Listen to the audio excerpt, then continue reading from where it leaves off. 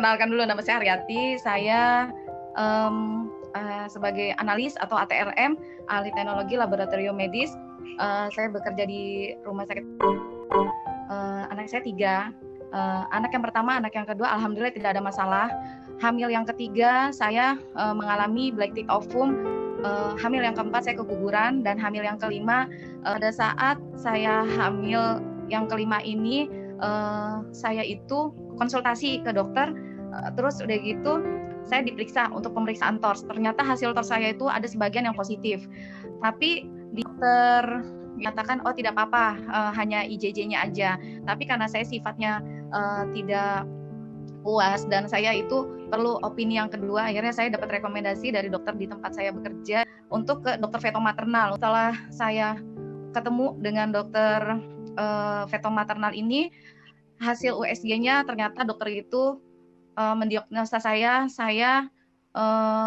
placenta increta, yang artinya jadi ada miom tapi dia itu menempel di plasenta. Jadi misalnya ini plasenta, ini miom, dan sebelahnya lagi tuh bayi saya. Dan di situ saya divonis ini kasus 1000 banding 1, agak sulit. Dan saya divonis, bayi ini tidak bisa lebih dari 27 minggu. Pada saat itu Bulani, saya itu bingung, terus sudah gitu, karena kan saya sudah mengalami kegagalan hamil ketiga dan hamil keempat. Dokter itu juga bilang, kamu mau hamil berapa kali juga kamu akan ada masalah, karena miomnya ini sifatnya tuh nempel di plasenta gitu kan. Pada saat itu kandungan saya itu di usia 3 bulan. Saya ketemu sama dokter fetomaternal ini. Terus ukuran si miom itu 2 cm, bayi saya 2,4 cm. Jadi sama hampir besar kan Bu, hanya bedanya 0,4 cm. Saya udah nggak tahu lagi harus gimana, karena kalau 27 minggu itu kan pasti bayi masih prematur. Nggak akan sempurna otaknya dan semuanya. Terus saya akhirnya dikenalin sama ibunya Gita untuk pakai produk Alphameta. Terus udah gitu ya, namanya ikhtiar, semua itu kan saya balikin lagi ke yang punya hidup gitu. Tapi saya tetap ikhtiar, saya pakai Alphameta dan saya pakai Alpaspin. Jadi saya mulai minum Alphameta di usia 3 bulan.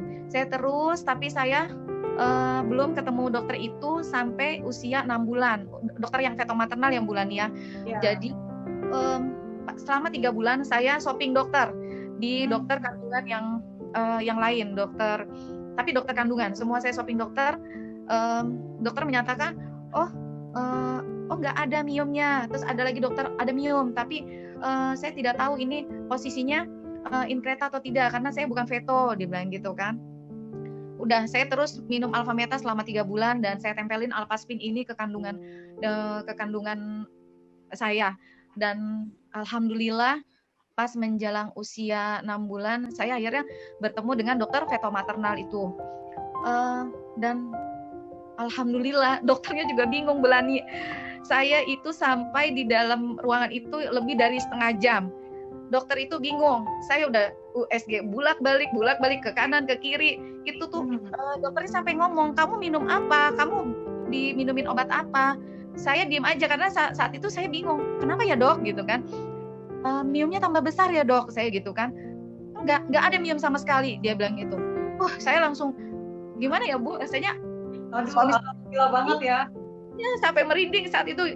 Alhamdulillah gitu, karena kan saya punya waktu 6 bulan itu kan 24 minggu. Saya divonisnya 27 minggu itu bayi itu harus diambil gitu kan.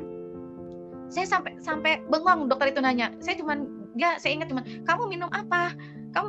Saya nggak jawab karena saya masih shock gitu ya Bu. Terus akhirnya, kenapa ya dok, kata suami saya, ini nggak ada. Sampai saya tuh 45 menit Bulani, saya tuh di dalam tuh, sampai dokter itu bilang semua bagus, dari otaknya nggak ada masalah, semua ukuran, terus jantung, ginjalnya oke, semuanya oke, sampai ukuran semuanya. Saya bilang, anak saya normal dokter, normal, nggak ada kurang satu apapun. Sampai ya mukanya Bulani, saya saat itu mukanya nggak bisa ngomong apa, saya cuma bersyukur, alhamdulillah, saya cuma bisa ngomong itu. Sampai akhirnya saya lanjut tetap minum ini sampai lahir ya Bu. Terus saya sampai 5 dokter subobgyn itu saya datengin, nggak ada. Akhirnya saya baru percaya, alhamdulillah gitu kan. Nah, dan vonis yang 27 minggu itu alhamdulillah tidak terjadi. Sampai itu bayi untuk 40 minggu Ibu nggak lahir-lahir. Akhirnya iya sampai 40 minggu nggak ada mules, nggak ada apa. Akhirnya saya ya udah sesar.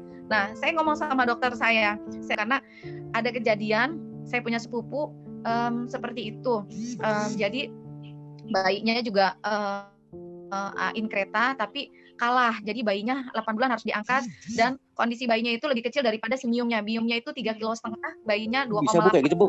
Setelah saya ketemu sama dokter itu saya bilang, dokter nanti dalam proses sesar apabila nanti perut saya ada miom atau kista, saya minta tolong dokter sekalian dibersihkan gitu kan. Ya. Udah hari hanya bulani saya disesar terus udah gitu. Dokter itu bilang, karena memang dokternya juga baik banget, teman sejawat. Dia bilang, Mbak, ini nggak ada apa-apa ya, tanya nih teman-teman gitu kan. Alhamdulillah setelah bayi saya udah bayi saya sudah dikeluarkan, nih bayinya alhamdulillah normal, tidak kurang satu apapun. Terus udah gitu nangis lah seperti yang normal bayinya. Terus udah gitu si dokter itu bilang, alhamdulillah di perutnya nggak ada apa-apa Bu, alhamdulillah banget, bener-bener nggak ada miom, nggak ada kista. Nah di situ Bu saya makin percaya banget gitu kalau misalnya produk ini memang benar-benar bagus dan saya mau mau berbagi sama orang lain gitu Bu. Nah, dan ada satu lagi Bu yang saya perlu ceritakan, mungkin bisa dilihat bayi saya nanti ada fotonya umur 4 bulan. Makanya setelah lahir bayi saya itu memang bentuk tempurung kepalanya itu ada batas tegas. Jadi tidak seperti anak saya yang pertama atau yang kedua atau bayi yang lain yang saya pernah lihat. Jadi tempurung kepalanya itu tempurung kepala. Nah, ini nih Bu, di sini bisa lihat itu batas kepala anak saya itu lebih kelihatan jelas ya Bu ya. Jadi kayak sambungannya itu, dan itu kayak kalau menurut saya semacam kayak bando. Kayak kalau kata anak saya yang kedua lagi itu, mama kok adik kayak alien gitu kan. Saya langsung ini juga kan karena ada apa gitu kan. Tapi alhamdulillah saya ngecek ke dokter, terus di USG kepala alhamdulillah normal, tidak ada apa-apa. Nah, selama menyusui saya juga minum Alfameta dan saya kasih ini Bu. Jadi setiap dia tidur Alpaspinnya itu saya sorotin Bu di kepalanya. Nah alhamdulillah di usia 1 tahun ya Bu, 1 tahun tuh alhamdulillah itu bagus, udah seperti sedia kala normal. Normal ya. Nah ini yang dipoto usia berapa nih Bu? Ini yang ini 2 tahun, yang 1 tahun itu kurang tegas ya, tapi sudah tidak ada Bu. Nah ini nih Bu yang 1 tahun nih Bu. Ini satu tahun ini bayi ini udah bentuknya sudah bagus, jadi tidak ada batas tegas lagi yang tadi seperti yang umur usia 4 bulan. Itu setiap malam sama saya sinarin ini Alpaspinnya saya tempelin di situ. Terus saya juga masih konsumsi selama menyusui, saya minum Alfameta. Nah terus selama sekarang nih perkembangan anak Ibu sekarang udah usia berapa nih Bu Ari?